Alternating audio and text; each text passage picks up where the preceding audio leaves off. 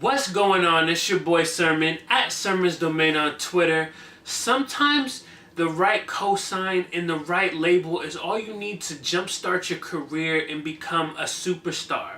But for every story like that, there are several artists that don't get that luxury. They might have the cosign of a huge name. They might be signed to the biggest label in the music industry, but they just don't get that opportunity. CyHi The Prynce is a prime example of that. He put out 7 mixtapes over the course of 5 years, and he never got to put out his debut album underneath Def Jam. So in 2015 he left the label, and now he's under Brooklyn Knights / Sony, and he's finally able to put out his debut album, but it was a hell of a journey. It wasn't something that happened overnight. It wasn't some success that he was able to just do. Despite having the cosign from Kanye West and good music, despite putting out critically acclaimed mixtapes and so many songs, and just, he is the type of artist who should have already made it, in short. But his path went differently, and now he's finally putting out his debut album titled No Dope on Sundays. This one is executive produced by Kanye West. Now let me talk about my favorite songs, starting off with the title track No Dope on Sundays featuring Pusha T.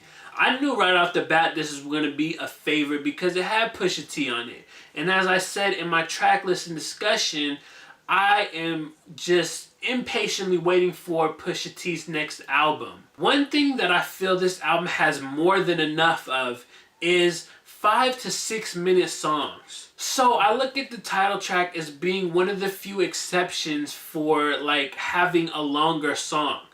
Basically, this is 2 songs in one. CyHi has made it clear that this album is supposed to be a reflection of his 2 sides. One, growing up in the church and, you know, coming from like a religious type of family. The other being that he did dabble in the streets as a teenager, and so he wanted to show both sides. I feel like the title track No Dope on Sundays is a perfect representation of that. You have the first half, which is very church-like with the chorus, and then the second half is real gritty. The second half for me is my favorite. I love CyHi's hook because it's very infectious. It gets stuck in your head. And then I love Pusha T's verse on here. It's just the perfect fit for everybody involved. My other favorite song is titled Closer. I love Closer because I felt like it represented the dual identities of CyHi very well. He raps about learning and growth. He's also not afraid to say like, damn, I messed up in the streets and I don't need to be doing that. He's telling you about his life and showing you you don't have to do the same thing per se. I like the ending of the song a lot because he says that despite being one of Satan's best soldiers, he can't do that anymore because he's getting closer to Christ. Again, that kind of, you know, has that conflict of being in the streets and having the church and growing up in maturity and all of that. And so I personally thought this was just an amazing song. My least favorite song on the album is titled I'm Fine, and it features Travis Scott. I'm in the boat when I say that Closer should have ended the album. I felt like an album that is full of strong content needs a song that ends in the same note. And I'm Fine is a good record. I get what CyHi was going for with this song. He wanted to end on a celebration. And I come to the conclusion that I don't hate this song. But I do hate Travis Scott's auto-tune, and I hate his presence on the song. I feel like if you had a singer doing this hook, it would be perfect because the verses are good and the words to the hook are good, but I'm just not feeling Travis Scott's inclusion. I had a small critical moment that I wanted to discuss just real briefly. The thing that works against No Dope on Sundays is the fact that it is a longer album than it should be. I found myself after a while getting kind of bored with it. And that's not to say that a lot of the music is bad, but I think my attention span for listening to an album that's an hour and 14 minutes, like, it's rare that I find an album of that length that makes me want to listen over and over and over and over and over again. As I noted earlier, about 5 of these songs exceed that 5 to 6 minute mark. And there's also a couple songs on here that I would omit.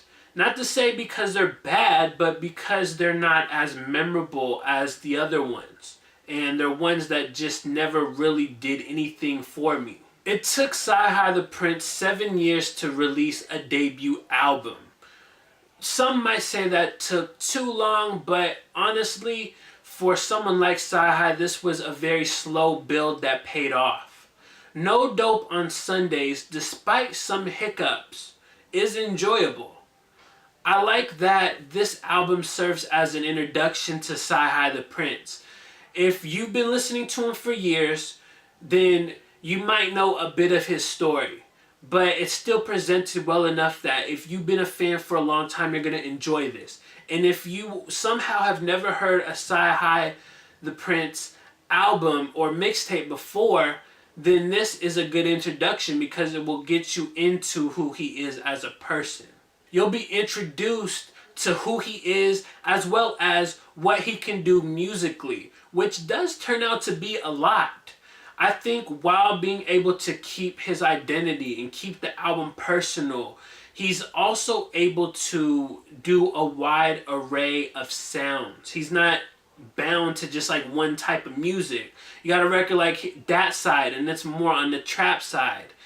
And you know, he's got like the choir, the church-like records. So there's not just one type of sound that is consistent throughout the album. So those are my thoughts on CyHi The Prynce's debut album, No Dope on Sundays. Let me know what you think about it after you listen to it in the comment section below. And then like the video, subscribe to the channel if you're not already, share the video. Follow me on Twitter at Sermons Domain, and as always, thank you for your time. I appreciate you for watching, and until next time, peace.